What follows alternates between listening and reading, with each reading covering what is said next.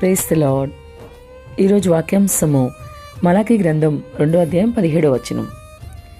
మీ మాటల చేత మీరు యెహోవాను ఆయాస పెట్టుచు. ఆమేన్, హల్లెలూయా.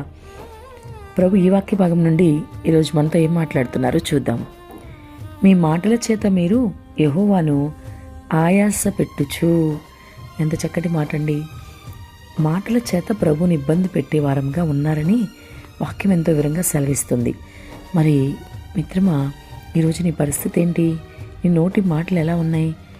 అసలు ఏం మాట్లాడుతున్నావు? నువ్వు క్రైస్తవుడిగా నువ్వు కొన్ని విషయాలు, కొన్ని మాటలు మాట్లాడకూడదని నీకు తెలుసా? మరి ఎటువంటి మాటలు మాట్లాడుతూ నీవు ప్రభువుని ఆయాస పెడుతున్నావంటే చాలా చాలా విచారించదగిన విషయం. నీకోసం ప్రాణమిచ్చిన దేవుణ్ణి నీవు సంతోషపెట్టే విధంగా ఉండాలి ఎప్పుడు. అంతేకాదు, నీ మాట తీరు, ప్రవర్తన పద్ధతి ద్వారా ఆయన నిన్ను బట్టి సంతోషించడమే కాకుండా అనేకులకి మాదిరిగా నీ జీవితం ఉండాలి. అనేకులు నీ మాట తీరు ద్వారా, నీ పద్ధతి ద్వారా క్రీస్తు వైపు ఆకర్షించబడాలి తప్ప మరి నీ మాట తీరు ద్వారా నువ్వు ప్రభువుని ఆయాస పెడుతున్నావని వాక్యం ఎంతో వివరంగా సెలవిస్తూ ఉంది మలాకీ గ్రంథం నుండి.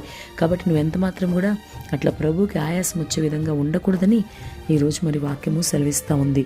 కాబట్టి ఒకవేళ నీ నోటి వెంట ఈరోజు కత్తిపోటు వంటి మాటలు వస్తున్నాయా? ప్రభువుకి ఇష్టం లేని మాటలే మాట్లాడుతున్నావా? చీటికి మాటికి నీ ప్రభువుకి వ్యతిరేకంగా మాట్లాడుతున్నావా?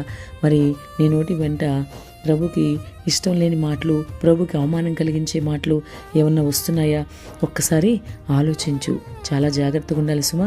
క్రైస్తవుడివైన నీవు క్రీస్తుకి అవమానం వచ్చే విధంగా ఎన్నటికీ కూడా మాట్లాడకూడదు. నీవు ప్రభు వలనే అన్ని విషయాల్లో ఉండాలి. ఆయన సాత్వికుడు. ఆయన నోటి వెంట సాత్వికమైన మాటలే వస్తాయి. అలాగే నీవు కూడా సాత్వికంగానే మాట్లాడాలి. నీ నోటి మాటలు చాలా కొద్దిగా ఉండాలి. ఇంకా మాట ద్వారా కూడా నువ్వు పాపం చేయకూడదు.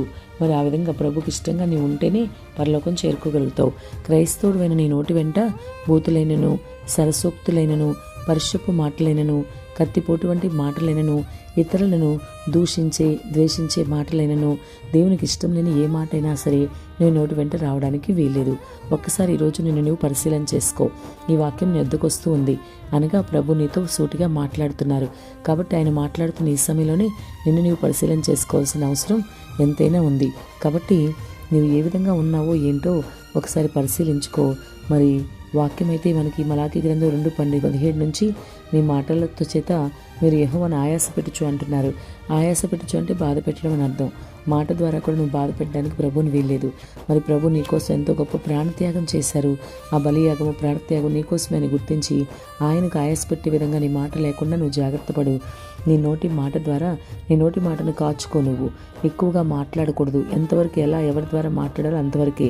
ఎందుకంటే విస్తారమైన మాటలో దోషం ఉండక మానదని వాక్యం సెలవిస్తూ ఉంది. ప్రభు ఎలా ఉంటాడో నీవు అదే విధంగా ఉండాలి. ప్రభు సారూప్యంలోకి నువ్వు మార్చబడాలి. మరి ఆయన ఎలా మాట్లాడతారో నీవు కూడా ఆ మాటలే ఉండాలి. కొద్దిగానే మాట్లాడతారైనా నీవు కొద్దిగానే మాట్లాడాలి. ఆ ప్రతి మాటలో కూడా మరి ఆయన మాటలు సాత్వికంగా ఉంటే నీవు అలా మాట్లాడాలి. నీవు సాత్వికంగా ఉండాలి. లేదంటే ఇవన్నీ చెప్పినా నీవు ఇంకా నీ మాట తీరు మార్చకపోతే ఆయన నీకు తప్పకుండా శిక్ష విధిస్తాడు. ఆయన అగ్ని వల్ల నిన్ను దహిస్తాడు. ఆయన చాకులు వాని సబ్బు వల్ల నిన్ను ఉతుకుతాడు. జాగ్రత్త సుమ. ఎంతో గొప్ప దేవుడు కరుణామయుడు అని అనుకున్నావు, కానీ కరుణామయుడే. నీ వెనుక పద్ధతి మార్చకపోతే మరి ఆయన శిక్షని, ఉగ్రతను కూడా నువ్వు చూడగలవు. కాబట్టి ఆయన కోపం నీ మీద రగులుకోకముందే నువ్వు మారి నీ మాట తీరు మార్చుకో. నీ నాలుక నోరు అదుపులో పెట్టుకో. ఆమెన్.